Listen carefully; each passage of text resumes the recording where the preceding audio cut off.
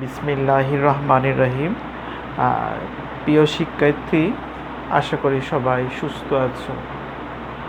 আজকের ক্লাস আমি শুরু করতে যাচ্ছি।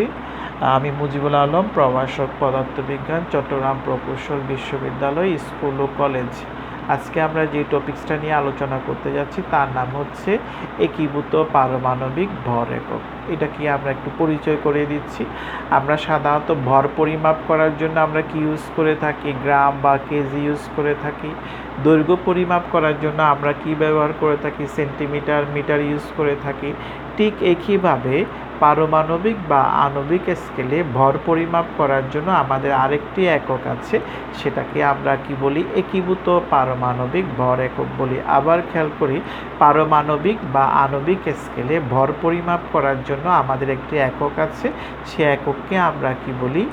একীভূত পারমাণবিক ভর একক বলে থাকি, যেটাকে আমরা কি দ্বারা প্রকাশ করে থাকি?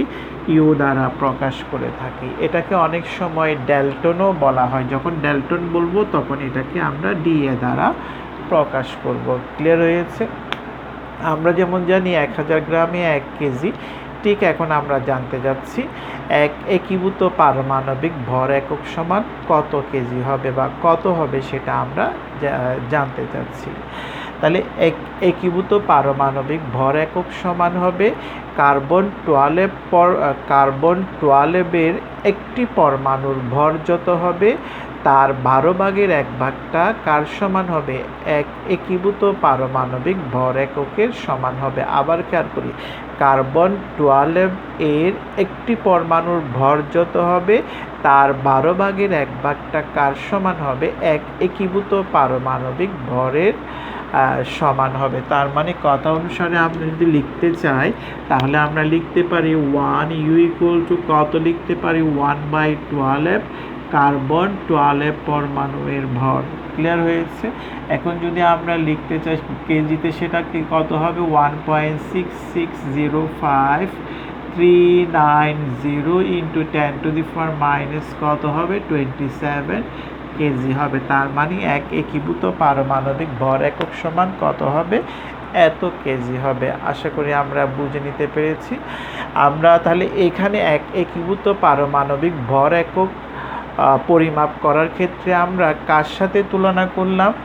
এটা কার্বন 12 পরমাণুর সাথে তুলনা করেই আমরা আণবিক বা পারমাণবিক ভরটা আমরা নির্ণয় করলাম। কার সাথে তুলনা করে? কার্বন 12 পরমাণুর সাথে কার্বন 12 পরমাণুর ভরের সাথে তুলনা করে আমরা আণবিক বা পারমাণবিক ভরটা আমরা নির্ণয় করলাম। কিন্তু এটার আগে বা এর পূর্বে আমরা আণবিক বা পারমাণবিক ভর নির্ণয় করার ক্ষেত্রে আমরা কার সাথে তুলনা করেছি? অক্সিজেন 16 সাথে তুলনা করেই আমরা আণবিক বা পারমাণবিক ভরটা আমরা নির্ণয় করতাম। তখন এটাকে বলা হতো অ্যাটমিক মাস ইউনিট বলা হতো। কি বলা হতো আমাদের? Atomic mass unit. সংক্ষেপে কি দ্বারা প্রকাশ করা হতো? AMU দ্বারা প্রকাশ করা হতো। যখন অক্সিজেনের সাথে তুলনা করে আমরা পারমাণবিক বা আণবিক ভর নির্ণয় করতাম, তখন আমরা ওই এককটাকে কি বলতাম? অ্যাটমিক মাস ইউনিট আমরা বলতাম। ক্লিয়ার হয়েছে? বর্তমানে অনেকে আবার অ্যাটমিক মাস ইউনিটকে একীভূত পারমাণবিক ভর হিসাবেও কিন্তু গণ্য করে থাকে। অর্থাৎ কথা দ্বারা বোঝানো যাচ্ছে যে একীভূত পারমাণবিক ভর একক সমান যত হবে আমাদের এক অ্যাটমিক মাস ইউনিটের পরিমাণটাও কি হবে? আমাদের তত হবে। আশা করি আমরা একীভূত পারমাণবিক ভর একক নিয়ে যে টপিকসটা আছে সেটা আমরা ভালোভাবে বুঝে নিলাম। এখন আমরা দেখাতে যাচ্ছি এক অ্যাটমিক মাস ইউনিট পরিমাণ ভরকে শক্তিতে রূপান্তর করলে কি পরিমাণ শক্তি পাওয়া যাবে, অথবা একীভূত পারমাণবিক ভর একক পরিমাণ ভরকে যদি আমরা শক্তিতে রূপান্তর করি তাহলে কি পরিমাণ শক্তি পাওয়া যাবে, সেটা আমরা এখন একটু ক্যালকুলেশন করব। কিভাবে করতে যাচ্ছি সেটা একটু করে আমরা খেয়াল করব। আমরা ভরকে শক্তিতে রূপান্তর করার জন্য একটা সূত্র আছে, সেটা আমাদের সবারই জানা আছে। ইকুয়াল টু কত হবে? mc² হবে। এখানে mটা কি নির্দেশ করে? ভর। আমরা কোন ভরটাকে শক্তিতে রূপান্তর করতে যাচ্ছি? একীভূত পারমাণবিক ভর, একক পরিমাণ ভরকে আমরা কিসে রূপান্তর করতে যাচ্ছি? শক্তিতে রূপান্তর করতে যাচ্ছি। সেই জন্য আমাদের ভরের জায়গায় কি হবে? 1u হবে, পাশে c² থাকবে। ক্লিয়ার হয়েছে? আমরা এবার এই যে মানগুলো বসিয়ে আমরা ক্যালকুলেশনটা করে নেব। তাহলে আমরা মানটা কিভাবে শক্তির অর্থাৎ একীভূত পারমাণবিক ভর, একক পরিমাণ ভরকে শক্তিতে রূপান্তর করলে কি পরিমাণ শক্তি পাওয়া যাবে সেটা আমরা এখন হিসাব করতে যাচ্ছি। আমরা মান বসিয়ে দেব। এখন একটু করে খেয়াল করি, ইউ এর মানটা বসিয়ে দিলাম, সি এর মানটা বসিয়ে দিলাম। অনেকে আবার বলতে পারে আমাদের আলোর ব্যাগ তো 3 × 10⁸, অর্থাৎ একুরেটলি যদি আমরা লিখতে চাই এই ফিগারটা হবে আলোর ব্যাগ। ঠিক আছে, আমরা যখন ক্যালকুলেটরে বসিয়ে দেব মানটা আমাদের এত চলে আসবে। এবার এই জুলটাকে আমরা ইলেকট্রন ভোল্টে নিয়ে যাব, অর্থাৎ আমরা যখন জুলকে যখন ইলেকট্রন ভোল্টে নিয়ে যাব তখন আমাদের এই ফিগারটা দ্বারা ভাগ করতে হবে, কারণ আমরা জানি 1.602175 × 10⁻⁹ জুল সমান 1 ইলেকট্রন ভোল্ট। সেজন্য আমরা এটাকে এত দিয়ে ভাগ করতে হবে। তাহলে আমরা জুল থেকে কোথায় চলে গেলাম? ইলেকট্রন ভোল্টে চলে গেলাম। এখন আমরা ইলেকট্রন ভোল্টে ক্যালকুলেট করলে আমাদের আসতেছে কত? 931.5 × 10⁶ ইলেকট্রন ভোল্ট। এবার এই ইলেকট্রন ভোল্টকে কোথায় নিয়ে যাব? আমরা মেগা ইলেকট্রন ভোল্টে নিয়ে যাব, কারণ আমরা জানি 10⁶ ইলেকট্রন ভোল্ট সমান কত জানি আমরা? 1 মেগা ইলেকট্রন ভোল্ট। সেই হিসাবে আমরা 10⁶ দিয়ে ভাগ করে আমরা ইলেকট্রন ভোল্টকে মেগা ইলেকট্রন ভোল্টে নিয়ে যাব। তাহলে আমাদের এই ক্যালকুলেশন থেকে আমরা সামারি হিসাবে যদি টানতে চাই, অর্থাৎ এত এত, আমরা লাস্ট ক্যালকুলেশনটা এত পেয়েছি। এখান থেকে আমরা 1u সমান পেয়ে গেলাম এত। এই যে আমরা ক্যালকুলেশন, এটা বইতে আছে, কেন করলাম একটু করে খেয়াল করে নিই। এটা দিয়ে কিন্তু আমাদের অঙ্কের জন্য দরকার হবে। সেটা কিভাবে হবে একটু করে দেখে নিই। মনে করলাম আমরা 5 একীভূত পারমাণবিক ভর, একক পরিমাণ ভরকে শক্তিতে রূপান্তর করতে যাচ্ছি, অথবা 5 অ্যাটমিক মাস ইউনিট পরিমাণ ভরকে আমরা কোথায় নিয়ে যাচ্ছি? শক্তিতে রূপান্তর করতে যাচ্ছি। কি পরিমাণ শক্তি পাওয়া যাবে সেটা আমরা ক্যালকুলেশন করতে যাচ্ছি। তাহলে কিভাবে করব সেটা একটু করে দেখে নিই। আমরা কাকে করতে যাচ্ছি? 5 একীভূত পারমাণবিক ভর, একক পরিমাণ ভরকে, অথবা 5 অ্যাটমিক মাস ইউনিট পরিমাণ ভরকে আমরা কোথায় নিতে যাচ্ছি? শক্তিতে রূপান্তর করতে যাচ্ছি। তাহলে এখানে আমাদের কি বসবে? এম এর জায়গায় আমরা 5u লিখব, সি এর জায়গায় c² থেকে গেল। আর এখানে কি হচ্ছে একটু করে খেয়াল করব, 1u সমান আমাদের কত এখানে বের করা আছে। ইউ এর জায়গায় আমি কি বসিয়ে দেবো? এখানে 931.5 mega electron volt divided by কত? c², পাশে আবার c² আছে, এটা চলে গেল। তাহলে আমাদের ক্যালকুলেশন করলে আমরা মেগা ইলেকট্রন ভোল্টে শক্তির পরিমাণটা পেয়ে যাব, সেটা খেয়াল করি।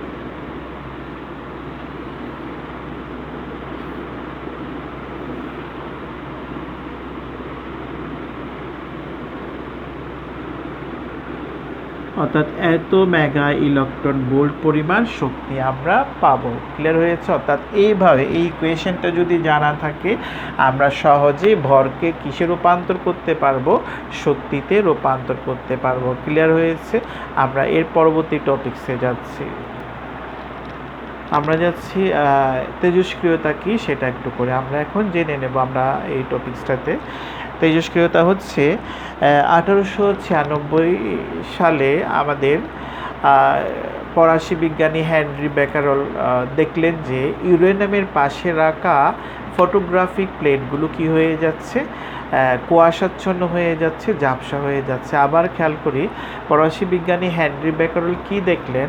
ইউরেনিয়াম মৌলের পাশে রাখা ফটোগ্রাফিক প্লেট যেগুলো রাখা হয়েছিল সেগুলো কি হয়ে যাচ্ছে? ঝাপসা হয়ে যাচ্ছে, কুয়াশাচ্ছন্ন হয়ে যাচ্ছে। এটা দেখে তিনি এর কারণটা খুঁজতে থাকেন। আবার খেয়াল করি, এর কারণটা খুঁজতে থাকেন। এর কারণ মানে কি, যে ফটোগ্রাফিক প্লেটগুলো কেন ঝাপসা হয়ে যাচ্ছে, কেন কুয়াশাচ্ছন্ন হয়ে যাচ্ছে, এর কারণগুলো খুঁজতে থাকেন। খুঁজতে খুঁজতে তিনি দেখলেন যে ইউরেনিয়াম মৌল থেকে, অর্থাৎ ইউরেনিয়াম থেকে এক প্রকার বিকিরণ নির্গত হচ্ছে, স্বতঃস্ফূর্তভাবে এক প্রকার বিকিরণ নির্গত হচ্ছে, যে বিকিরণগুলো আমাদের ফটোগ্রাফিক প্লেটের উপর পড়ে তাকে ঝাপসা করে ফেলতেছে, কুয়াশাচ্ছন্ন করে ফেলতেছে। এবং তিনি আরও খেয়াল করলেন যে এই যে ইউরেনিয়াম থেকে যে বিকিরণগুলো স্বতঃস্ফূর্তভাবে নির্গত হচ্ছে, সেগুলো হচ্ছে উচ্চ ভেদন ক্ষমতা সম্পন্ন আলফা কণা বা বিটা কণা। অর্থাৎ যে বিকিরণটা নির্গত হচ্ছে সেটা হচ্ছে কি উচ্চ বেদন ক্ষমতা সম্পন্ন আলফা কণা বা বিটা কণা। আলফা কণা বা বিটা কণা যেটাই নির্গত হোক না কেন, তিনি খেয়াল করলেন যে যে কণাই নির্গত হোক না কেন, এই কণা নির্গত হওয়ার কারণে, বিকিরণ নির্গত হওয়ার কারণে মৌলটি কি হয়ে যাচ্ছে, রূপান্তরিত হয়ে যাচ্ছে, অন্য একটি মৌলে রূপান্তর হয়ে যাচ্ছে। অর্থাৎ আদি মৌলটি এই কণা নির্গত হওয়ার কারণে, বিকিরণ নির্গত হওয়ার কারণে, স্বতঃস্ফূর্তভাবে বিকিরণ নির্গত হওয়ার কারণে আমাদের মৌলটি, আদি মৌলটি অন্য মৌলে রূপান্তরিত হতে যাচ্ছে, অর্থাৎ হয়ে যাচ্ছে। এই রূপান্তরটা কতক্ষণ পর্যন্ত চলতে থাকবে? যতক্ষণ পর্যন্ত না আমাদের মৌলটি একটি স্থায়ী মৌলে রূপান্তরিত না হয়, ততক্ষণ পর্যন্ত আমাদের এই মৌল থেকে কি বের হতে থাকবে? কণা নির্গত হতে থাকবে, বিকিরণ নির্গত হতে থাকবে। যেই সকল মৌল থেকে এই ধরনের কি বের হতে থাকে, কণা নির্গত হতে থাকে, বিকিরণ নির্গত হতে থাকে, সেই সকল মৌলগুলোকে তিনি নাম দেন কি? আমাদের তেজস্ক্রিয় মৌল নাম দেন। এবং এই তেজস্ক্রিয় মৌল থেকে যে রশ্মি নির্গত হচ্ছে, কণা নির্গত হচ্ছে, এই নির্গত হওয়ার ঘটনাকে তিনি নাম দেন কি? আমাদের তেজস্ক্রিয়তা নাম দেন। তার মানে তেজস্ক্রিয়তা কাকে বলতেছি আমরা? তেজস্ক্রিয় মৌল থেকে তেজস্ক্রিয় রশ্মি নির্গমনের ঘটনাকে আমরা কি বলি? তেজস্ক্রিয়তা বলি। এই যে রশ্মি নির্গমনের ঘটনাকে আমরা যে তেজস্ক্রিয়তা বলতেছি, এই তেজস্ক্রিয়তা বা রশ্মি নির্গমনের ঘটনাকে আমরা কি করতে পারি না? বাহ্যিক তাপ, চাপ কোনো কিছুই দ্বারা আমরা এটাকে কি করতে পারি না? প্রভাবিত করতে পারি না। আশা করি আমরা তেজস্ক্রিয়তা কি সেটা বুঝে নিলাম। এখন আমরা যাচ্ছি তেজস্ক্রিয়তা একটি নিউক্লিয় ঘটনা, সেটা আমরা ব্যাখ্যা করতে যাচ্ছি। যেই সকল নিউক্লিয়াসে প্রোটনের আধিক্য বেশি হয়, নিউট্রনের আধিক্য বেশি হয়, সেই সকল নিউক্লিয়াসে নিউক্লিয়নগুলোকে নিউক্লিয়াসের মধ্যে আবদ্ধ করে রাখার মতো শক্তি থাকে না। এই শক্তি না থাকার কারণে আমাদের ওই নিউক্লিয়াসটা কি হয়ে যায়? অস্থিতিশীল হয়ে যায়। এই অস্থিতিশীল নিউক্লিয়াসটা তখন আস্তে আস্তে কি নির্গত, অস্থিতিশীল নিউক্লিয়াস থেকে তখন আস্তে আস্তে কি নির্গত হতে থাকে? কণা নির্গত হতে থাকে, বিকিরণ নির্গত হতে থাকে। আমরা কথাটা আবার শুনে নিই। যখন আমাদের কোনো নিউক্লিয়াসের মধ্যে কিসের আধিক্য বেশি হয়ে যায়, প্রোটনের আধিক্য বেশি হয় বা নিউট্রনের আধিক্য বেশি হয়, তখন ওই নিউক্লিয়াসে নিউক্লিয়নগুলোকে নিউক্লিয়াসের মধ্যে আবদ্ধ করে রাখার মতো শক্তি থাকে না। না থাকার কারণে নিউক্লিয়াসটা অস্থিতিশীল হয়ে যায় এবং সেই কারণে ওই নিউক্লিয়াস থেকে স্বতঃস্ফূর্তভাবে কণা বা রশ্মি নির্গত হতে থাকে। ক্লিয়ার হয়েছে? এই কণা বা রশ্মি নির্গত হওয়ার কারণে নিউক্লিয়াসটা আস্তে আস্তে কি হয়ে যাচ্ছে? রূপান্তরিত হয়ে যাচ্ছে। অর্থাৎ আদি নিউক্লিয়াসটা পরিবর্তিত হয়ে অন্য মৌলের নিউক্লিয়াসে পরিণত হয়ে যাচ্ছে। এবং কতক্ষণ পর্যন্ত এই পরিবর্তনটা চলতে থাকবে? যতক্ষণ না আমাদের আদি মৌলের নিউক্লিয়াসটা পরিবর্তিত হয়ে একটি স্থায়ী মৌলের নিউক্লিয়াসে পরিণত না হয়, ততক্ষণ পর্যন্ত এই রশ্মি নির্গমনের ঘটনাটা ঘটতে থাকবে, কণা নির্গত হওয়ার ঘটনাটা ঘটতে থাকবে। এটাকে বাহ্যিক তাপ, চাপ কোনো কিছুই দ্বারা কি করা যায় না? প্রভাবিত করা যায় না। এই যে আমরা রশ্মি নির্গমনের ঘটনা বললাম বা রশ্মি নির্গত হচ্ছে, আমরা আরেকটু খেয়াল করব, সব কথা বলতেছি সেটা আরেকটু পয়েন্ট আউট করতেছি। এই রশ্মিগুলো কোত্থেকে বের হচ্ছে নিউক্লিয়াস থেকে বের হচ্ছে। এই রশ্মিগুলো নির্গত হওয়ার কারণে, যে বিকিরণগুলো নির্গত হওয়ার কারণে আমাদের নিউক্লিয়াসটা পরিবর্তিত হয়ে যাচ্ছে, অন্য মূলের নিউক্লিয়াসে পরিবর্তিত হয়ে যাচ্ছে। এই রশ্মিগুলো বের হচ্ছে কোত্থেকে? আমাদের নিউক্লিয়াস থেকে বের হচ্ছে। এই নিউক্লিয়াস থেকে রশ্মি নির্গত হয়ে আমাদের নিউক্লিয়াসটা পরিবর্তিত হয়ে অন্য একটি স্থায়ী মূলের নিউক্লিয়াসে পরিবর্তিত হয়ে যাচ্ছে। এই জন্য এটাকে আমরা কি বলি? নিউক্লিয় ঘটনা বলে থাকি। তার মানে আমরা তেজস্ক্রিয়তা একটি নিউক্লিয় ঘটনা কেন বলা হচ্ছে আমরা সেটা বুঝে নিতে পারলাম। কারণ রশ্মিগুলো নিউক্লিয়াসের অভ্যন্তর থেকে বের হয়ে নিউক্লিয়াসটাকে পরিবর্তিত করে অন্য একটি মৌলের নিউক্লিয়াসে পরিণত করে ফেলে। সেই কারণেই আমরা কি বলে থাকি? তেজস্ক্রিয়তা একটি নিউক্লিয় ঘটনা বলে থাকি। এই যে তেজস্ক্রিয় মৌল যেগুলো বললাম, এই তেজস্ক্রিয় মৌলগুলো দুই ধরনের হতে পারে। একটা হচ্ছে প্রাকৃতিক তেজস্ক্রিয় মৌল, আর একটা হচ্ছে কৃত্রিম তেজস্ক্রিয় মৌল। প্রাকৃতিক তেজস্ক্রিয় মৌল কোনগুলো? আমাদের যে তেজস্ক্রিয় মৌলগুলো প্রকৃতির মধ্যেই পাওয়া যায় সেগুলোকে আমরা কি বলি? প্রাকৃতিক তেজস্ক্রিয় মৌল বলে থাকি। অর্থাৎ এমন কতগুলো মৌল প্রকৃতির মধ্যে পাওয়া যায় যেগুলো থেকে স্বতঃস্ফূর্তভাবে রশ্মি নির্গত হচ্ছে, কণা নির্গত হচ্ছে, ওই মৌলগুলোকে আমরা কি বলি? প্রাকৃতিক তেজস্ক্রিয় মৌল বলে থাকি। ক্লিয়ার হয়েছে? এবার কৃত্রিম তেজস্ক্রিয় মৌলটা আমরা কিভাবে তৈরি করে থাকি? একটি মৌলকে নিউক্লিয় বিক্রিয়ার মাধ্যমে অতি বেগসম্পন্ন কণা দ্বারা যখন আঘাত করব তখন মৌলটা তেজস্ক্রিয় মৌলে রূপান্তর হবে। এই ধরনের মৌলকে আমরা কি বলি? কৃত্রিম তেজস্ক্রিয় মৌল বলে থাকি। বুঝতে পেরেছি? যেমন আমরা রেডিও আইসোটোপ, এগুলো হচ্ছে কি? কৃত্রিম তেজস্ক্রিয় মৌল। আমরা এরপরের টপিক্সে যাচ্ছি। পরীক্ষার মাধ্যমে জানা যায় এই যে এই তেজস্ক্রিয়তার কারণে তেজস্ক্রিয় মৌলের নিউক্লিয়াস থেকে দুই ধরনের কণা এবং এক ধরনের রশ্মি বের হয়। পরীক্ষার মাধ্যমে আমরা জানতে পারি যে তেজস্ক্রিয় মৌলের নিউক্লিয়াস থেকে দুই ধরনের তেজস্ক্রিয় কণা এবং একটি তেজস্ক্রিয় রশ্মি বের হয়। কণাগুলোর নাম হচ্ছে আলফা কণা, বিটা কণা, আর রশ্মিটার নাম হচ্ছে কি? আমাদের গামা রশ্মি। তাহলে আমাদের পরীক্ষার মধ্যে কিন্তু ওই বইয়ের মধ্যে কি দেওয়া আছে?